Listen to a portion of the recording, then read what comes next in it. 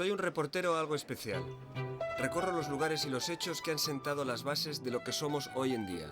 Me gusta ver, preguntar, investigar y contar lo sucedido. Porque soy un reportero de la historia.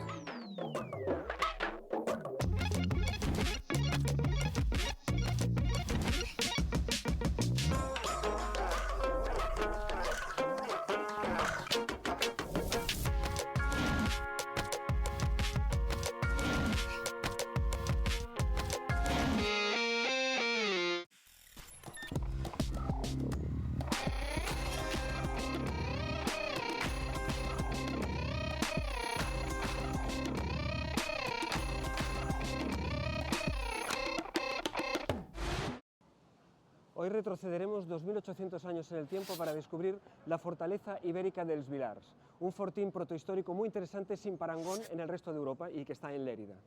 Después nos vamos a embarcar con la Comisión Científica del Pacífico, una empresa científica española en el siglo XIX dedicada un poco a lo Darwin, a recolectar material naturalista para los museos de ciencia españoles. Y finalmente entrevistaremos a Miguel Artola, el historiador Miguel Artola, un hombre que ha recibido el Premio Príncipe de Asturias de Ciencias Sociales este año y que ha hecho un trabajo muy interesante de la transición del antiguo régimen a la burguesía liberal en España.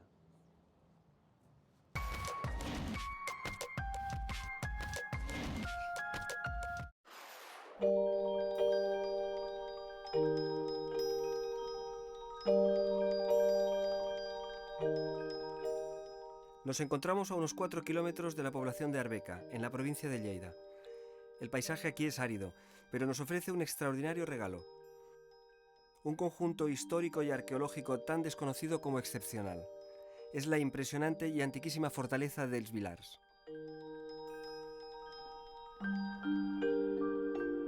Fue construida en el siglo VIII a.C. durante la primera edad del Hierro por los ibergetes, el pueblo íbero prerromano más importante al norte del Ebro.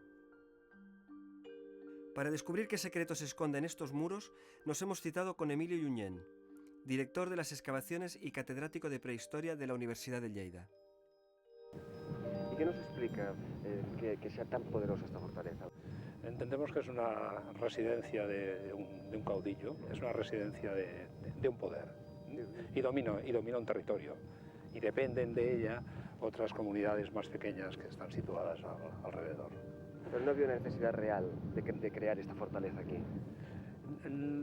Lo que no hace falta es que la muralla tenga 6 metros de ancho ni 6 de alto, eso no, y que tenga unas defensas avanzadas exteriores como las que tiene, porque piensa que más del 80% de la superficie construida lo ocupan las defensas para proteger un espacio muy pequeño. Hay siempre un sentido de exhibición, de demostración, de ostentación y a la vez de conseguir un efecto disuasorio.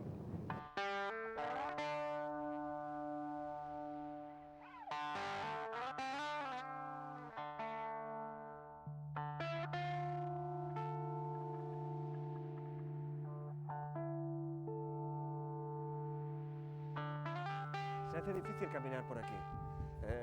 Imaginemos además que por aquí lo que avanzaban eran guerreros y mientras tanto les estaban disparando flechas, tirando piedras con ondas.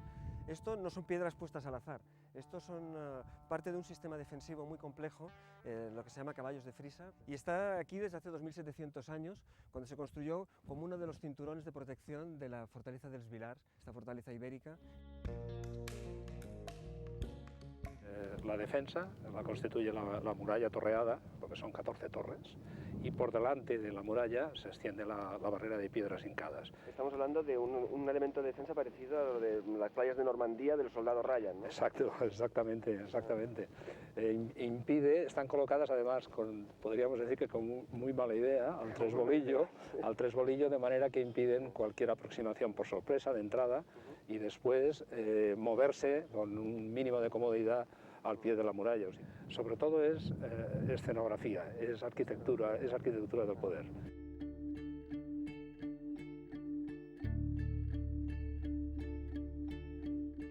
Durante siglos, la fortaleza de Els Vilars era tan solo una pequeña franja de tierra sin valor en la que se iban acumulando piedras y restos de cerámica que ocasionalmente aparecían entre las tierras de cultivo.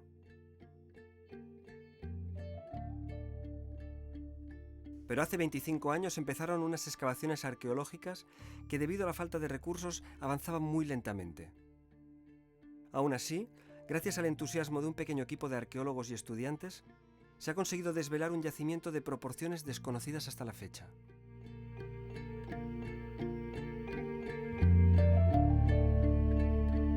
Para los arqueólogos debe ser un regalo, ¿no? Tener un lugar con una cronología tan amplia en el que se puede además ir documentando toda una serie de transformaciones, ¿no? Sí, sí, porque nosotros podemos ver aquí como una fortaleza que inicialmente, en términos arqueológicos, diríamos, corresponde a la primera edad del hierro, en la etapa fundacional, es, para entendernos, en una etapa preibérica, y vive los cambios que significarán el nacimiento y desarrollo de la civilización ibérica a lo largo de su etapa antigua y del periodo que llamamos ibérico pleno. ¿Hay cambios muy radicales entre un periodo y otro?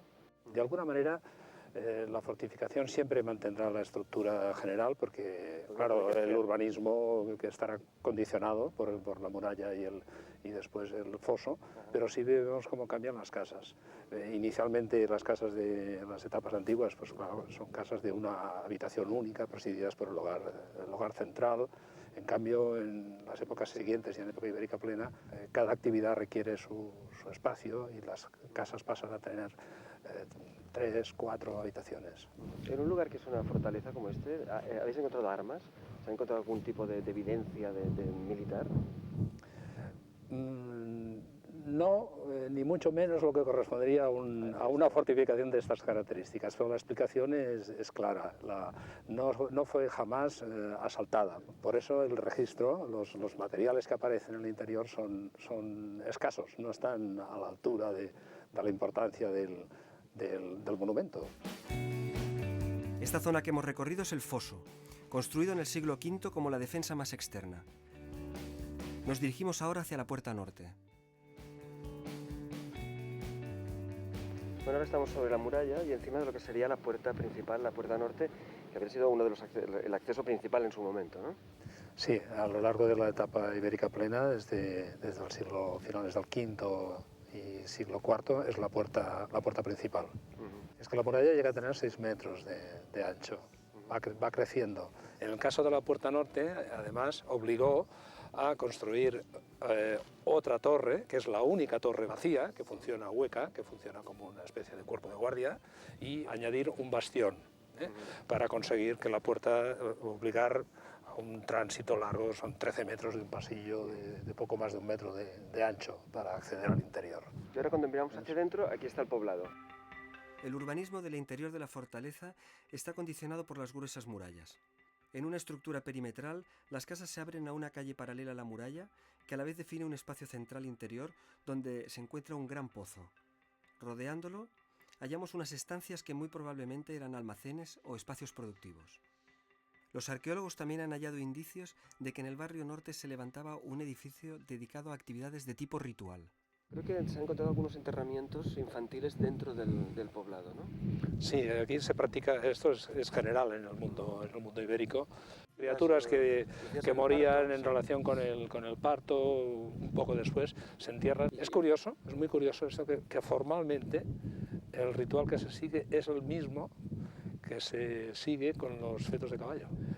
Los caballos son muy valorados en las sociedades antiguas y especialmente en el mundo ibérico. Seguro que son la clave de la riqueza de este grupo.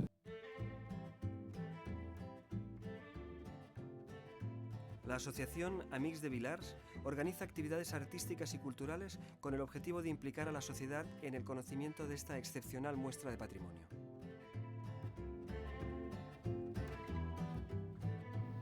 El fortín ya es espectacular, pero se va a seguir trabajando, se sigue trabajando, ¿no? ¿En qué dirección?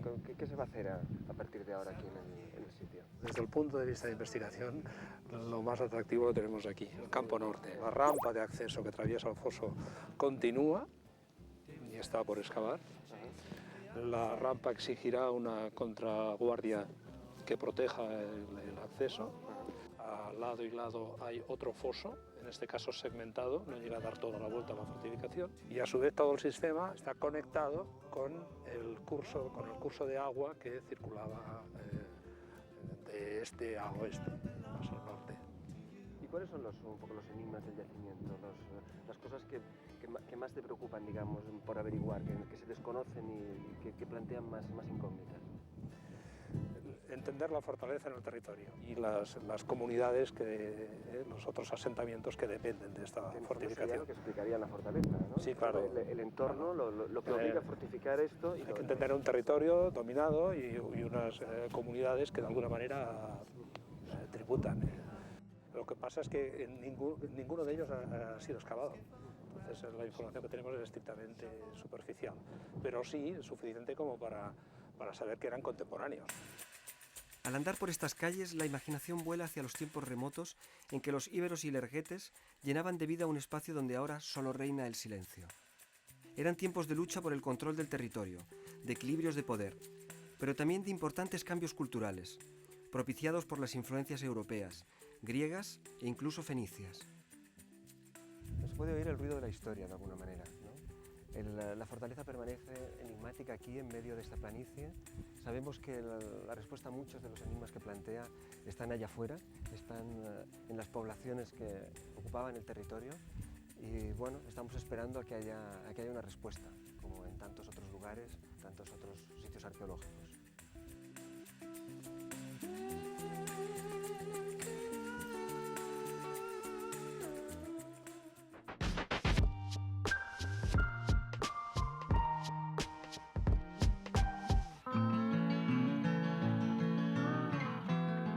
La historia tiene que ser atractiva, dice Miguel Artola. Lo dice con la humildad del sabio, en esta entrevista que nos concedió en su domicilio de Madrid. Y ciertamente él sabe cómo hacerla atractiva. Su aportación a la historiografía española es fundamental, y su vocación como investigador y docente ha sido ejemplar. El doctor Artola, miembro de la Real Academia de la Historia, Premio Príncipe de Asturias, y sin duda la gran autoridad sobre el liberalismo en España, nos habla con pasión del XIX, pero también de estos inicios del XXI y del momento en que vivimos. Usted es un gran defensor de los afrancesados, gente que ha sido mal vista y mal considerada tradicionalmente en este país, ¿no? Los afrancesados evidentemente eran ilustrados, que tenían unas ideas políticas y sociales muy renovadoras. Es decir, su idea es que hay que hacer, por ejemplo, hay que establecer una economía liberal, una economía de mercado. Ellos creen que el mercado es un sistema más eficaz para resolver los problemas de la economía. Es decir, es la idea del acceso a todas las posibilidades de la sociedad en función del mérito, no en función del linaje ni en función de ningún privilegio. Pero ni los reyes ni tampoco los ilustrados, por su parte, piensan que para hacer todo ese proyecto político se necesita una revolución. Los liberales lo que dicen, hay que configurar un sistema de poder que nos garantice la continuidad indefinida del poder de las gentes, de los que piensan en términos de progreso, en términos de desarrollo, es decir, en hacer ese programa ilustrado más un sistema político que lo garantice. Eso nos llevaría un poco a las Cortes de Cádiz, ¿no? Eso es Cádiz, claro. Entonces, los liberales asumen todo el programa ilustrado y lo completan aportando un sistema político que haga posible que no dependa de la sucesión, de que ha cambiado el rey y entonces pues todo se viene abajo. Se ha dicho que fue un gran momento en que España pudo cambiar las Cortes de Cádiz. ¿Qué pasó? ¿Por qué salió mal? No salió mal. Es que de Cádiz, yo no sé quién, no salió mal. Evidentemente, Cádiz no convirtió a España en Inglaterra. El caso es que tras la Guerra de la Independencia llegamos a una situación de vuelta del absolutismo en España. Bueno, entonces no hemos salido del absolutismo, porque el absolutismo es un sistema político, no tiene una constitución, pero no hay constituciones hasta finales del XVIII, no hay constituciones en ninguna parte en el mundo. El absolutismo se gobernaba de una manera que evidentemente no gustaba nada a los liberales. Por ejemplo, el sistema político del absolutismo era un sistema político en el cual la justicia, la jurisdicción, los jueces tenían una enorme influencia. Y una de las cosas que los liberales hicieron fue quitarles toda intervención política a los jueces. Los afrancesados pues son una gente que tuvieron un poco un destino trágico, ¿no? Hay que tener en cuenta que cuando yo escribo el libro de los afrancesados, no es que sea inmediato al final de la guerra, ni mucho menos, pero sí aún está vivo el tema de las responsabilidades.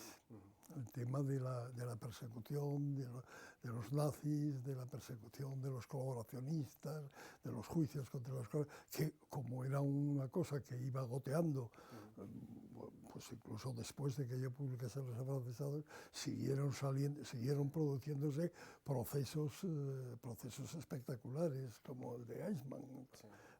Sí. O sea, que era un tema que estaba muy... el castigo de los colaboracionistas. ¿Se puede establecer un paralelismo entre sí, afrancesados y colaboracionistas? Hay un paralelismo porque en el fondo el colaboracionismo es una decisión política generalmente inspirada en unos principios doctrinales, en unos principios ideológicos próximos a los del ocupante. Eso va acompañado de una idea de que las cosas están decididas, vamos, que la victoria del ocupante es definitiva y que por lo tanto pues, hay que construir el país de acuerdo con ese supuesto. Lo que pasa es que en este caso los principios morales serían muy diferentes. El afrancesado era una persona progresista, más liberal que lo que teníamos aquí en general, ¿no? Bueno, más liberal que los liberales, porque los liberales no se manifestaban, no tenían muchas oportunidades de manifestarse. Usted ha dicho que quizá el siglo XX no ha sido tan interesante como el siglo XIX en algunos aspectos, ¿no? Históricamente, el siglo XIX es el siglo de los grandes cambios y el siglo XX es el siglo del gran desarrollo, pero no se ha producido las cosas, los cambios políticos, las ideas, el liberalismo, el romanticismo, el nacionalismo, fenómenos de esa categoría. Lo que más se produjo fue el comunismo, y el comunismo acabó en el siglo XX, comenzó en el XX y se hundió en el XX. ¿Sus expectativas de cara al siglo XXI son mayores que con el siglo XX? Mis impresiones son malas. Ah, ¿son malas? Son malas. Ajá, ¿por qué? Pues son malas por una cosa evidente, pues porque, vamos, son malas. No son malas para todos, nunca son malas para todos. No son malas para China, no son malas para la India, no son malas para el Brasil, no son malas para esos países emergentes, no son las perspectivas son malas. Pero para Europa las perspectivas son malas. ¿Qué otras tendencias ve en el siglo XXI? Bueno, en el siglo XXI lo que se ve muy claro es la de los países emergentes, es decir, hemos estado manteniendo la ficción del G7, las 7 grandes potencias, a base de excluir a toda una serie de potencias con mucha más riqueza, pues era una ficción confortable. ¿No? La idea de que España, como fue cierto, hubo un momento que era la 7ª potencia económica del mundo, era cosa de quitar a las gigantescas potencias que lo son simplemente por el número, porque ahí lo que cuenta no es la renta per cápita, ahí lo que cuenta es el Producto Nacional Bruto. ¿Y usted ahora en qué está trabajando concretamente? No se lo puedo decir. Seguro que es algo apasionante, seguro que es algo apasionante. Eso sí, es apasionante, por lo menos para mí es apasionante. Muy bien, pues muchísimas gracias.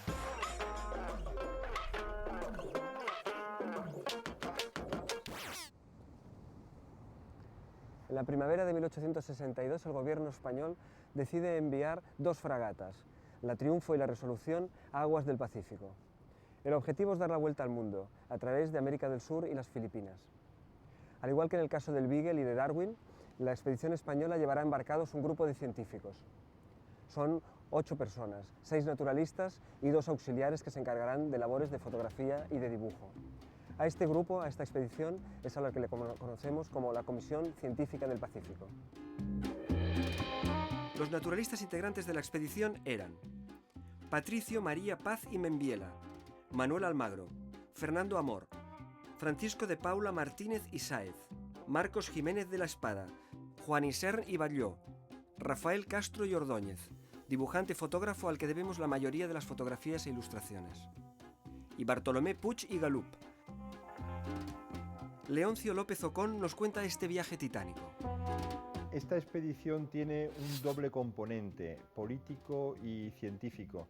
Y por esta razón los naturalistas viajan en 2 fragatas de la Marina de Guerra española. Es un momento histórico en el que las élites de la España de Isabel II envían esas fragatas para hacer una demostración de que España se había modernizado y de que convendría fortalecer los vínculos de todo tipo con América. Y uno de esos vínculos tiene que ser el científico. Esta fue la aventura científica más importante emprendida por España a tierras americanas hasta aquel momento.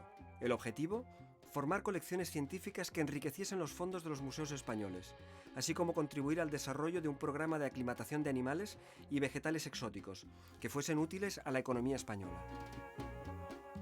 El viaje que ellos efectúan lo podemos dividir en 3 etapas. En la primera es cuando recorren el litoral atlántico americano desde puertos brasileños hasta el paso al Pacífico americano. De modo que ellos en esta etapa están entusiasmados con los contactos que están estableciendo con colegas latinoamericanos y también están fascinados por las bellezas de la naturaleza tropical y por los alicientes que están recibiendo. En esta primera etapa, uno de los viajeros cruza en una goleta el difícil paso del Estrecho de Magallanes, mientras los otros viajeros tienen que recular para abastecerse de carbón en las Islas Malvinas. La segunda etapa del viaje está caracterizada por las dificultades en las relaciones entre los marinos españoles y los gobernantes latinoamericanos de las repúblicas del Pacífico. Como resultado de este deterioro de las relaciones, los viajeros naturalistas reciben la orden de regresar a Madrid. Obedecen la orden 2 de los naturalistas, pero hay otro grupo de 4 científicos que se oponen a esa orden y negocian con el Ministerio de Fomento regresar atravesando América del Sur por tierra. Es cuando van surgiendo los conflictos y ellos se desperdigan, y unos, como es el caso del botánico Isern y del antropólogo Almagro, se dirigen a las tierras andinas bolivianas a hacer herborizaciones y a hacer estudios arqueológicos y antropológicos. Otros hacen estudios mineralógicos y geológicos, como es el caso de Fernando Amor, que en uno de esos viajes llega a San Francisco, era el momento en el que se habían descubierto las minas de oro californianas, y había contraído una grave enfermedad, una hepatitis en Chile, y en el viaje a San Francisco se debilita y muere en California. El jefe del grupo expedicionario, el marino, no aguanta las tensiones suscitadas por el viaje y decide abandonar a sus compañeros y regresar a Madrid en el verano de 1863. En la tercera etapa, el grupo queda reducido a 4 naturalistas completamente autónomos. Se internan en el corazón del continente americano para realizar estudios sobre la fauna, anotar vocabulario y recoger objetos y otras muestras de la cultura amazónica.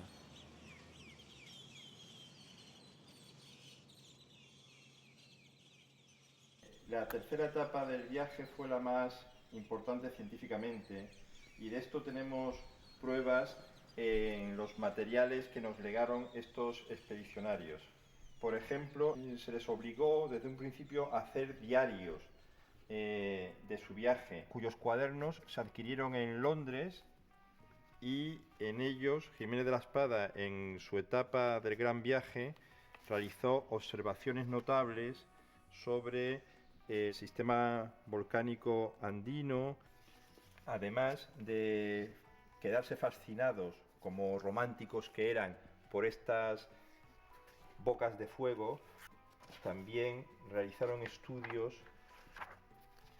sobre volcanes aislados. Este es un dibujo original de Jiménez de la Espada, porque está firmado por él. Fue precisamente Marcos Jiménez de la Espada quien comentaba al visitar por primera vez la fragata en la que navegaban. Sorprendióme su tamaño, su hermosura, su comodidad y el orden y la limpieza que se observa en toda ella. Es un buque magnífico que convida al viaje más largo y más arriesgado que con ella quiera hacerse. Qué poco sabía en ese momento lo mucho que les esperaba en ese viaje que menciono.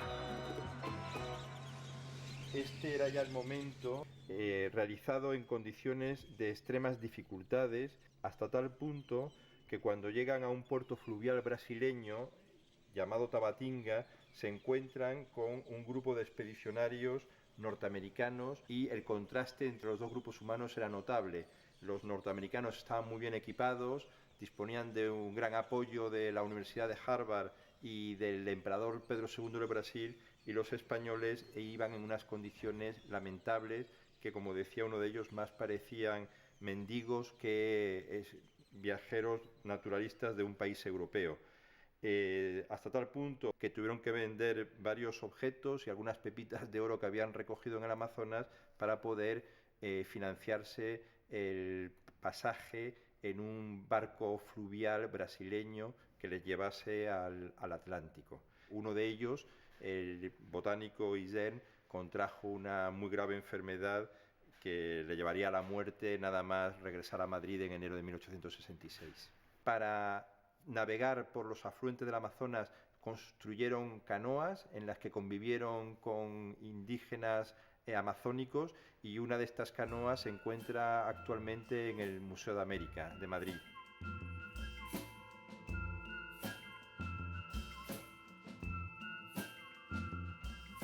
Al regreso de la Comisión Científica del Pacífico, las diferentes colecciones que trajeron de los 3 reinos de la naturaleza se repartieron en diferentes instituciones del país, y aquí en el Museo de América tenemos gran parte de las colecciones que constituyen lo que eran las colecciones etnográficas, arqueológicas y algunas de antropología física.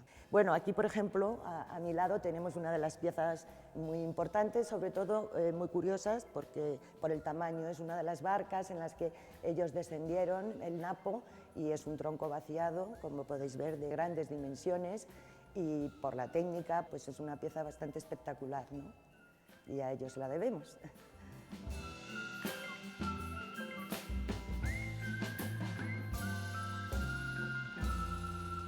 Después del regreso de los expedicionarios, se hizo una gran exposición en el Jardín Botánico, se distribuyeron las colecciones y durante 10 años estas colecciones, algunas de ellas fueron estudiadas. Pero lo importante de la experiencia de estos viajeros naturalistas fue que Marco Jiménez de la Espada, que murió en 1898, desde que regresó de América hasta su muerte, se comprometió con un programa de investigaciones, de estudios sobre el pasado americano, fundamentalmente sobre la importancia que tuvieron las antiguas culturas americanas en la organización del espacio americano, y realizó notables contribuciones al estudio de la civilización inca.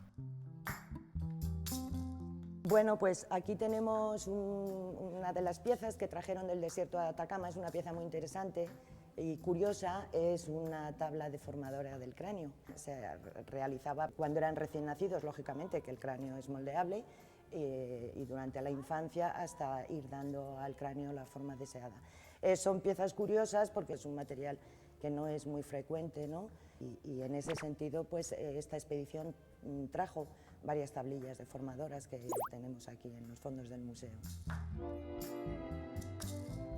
Respecto a los logros obtenidos por estos expedicionarios, hay una situación contradictoria, en el sentido de que podemos considerar que algunos logros sí los obtuvieron y otros no.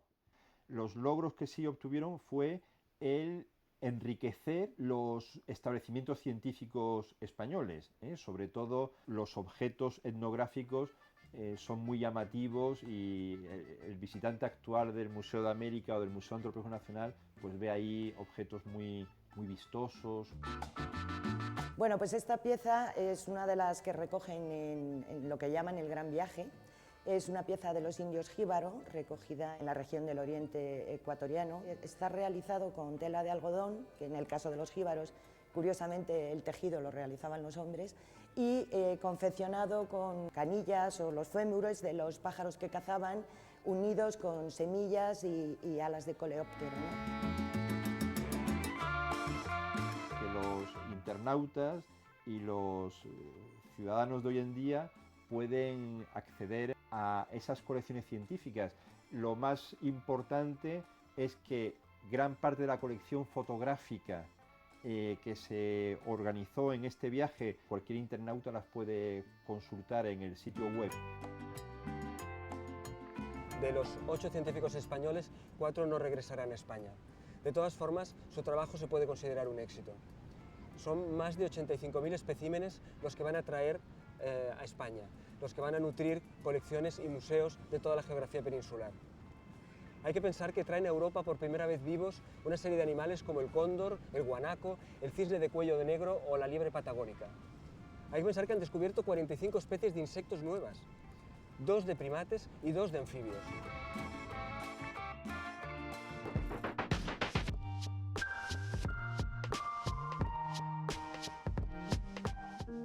El 12 de octubre de 1504, en el Palacio Real de Medina del Campo, la reina Isabel agonizaba.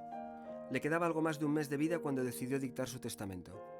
El cuadro pretende mostrar el dolor de la reina Isabel en los últimos días de su vida. Lo hace mediante un recurso que el romanticismo introduce en la pintura historicista. La escena presenta el dolor de la reina por medio del dolor de sus allegados. Para conseguir este efecto, Eduardo Rosales utiliza al grupo de personajes más próximos a la reina, aun a pesar de que poco tenga que ver la escena con la realidad.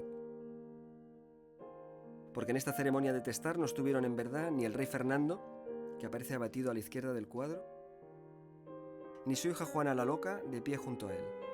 Ni siquiera había accedido todavía al capelo cardenalicio el después todopoderoso cardenal Cisneros.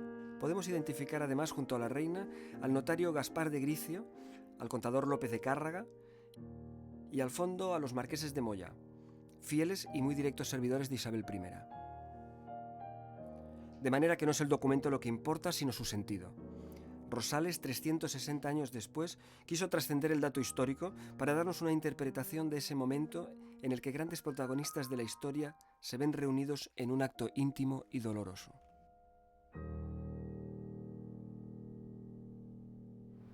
Los íberos, una expedición naturalística y geográfica en las costas americanas del Pacífico.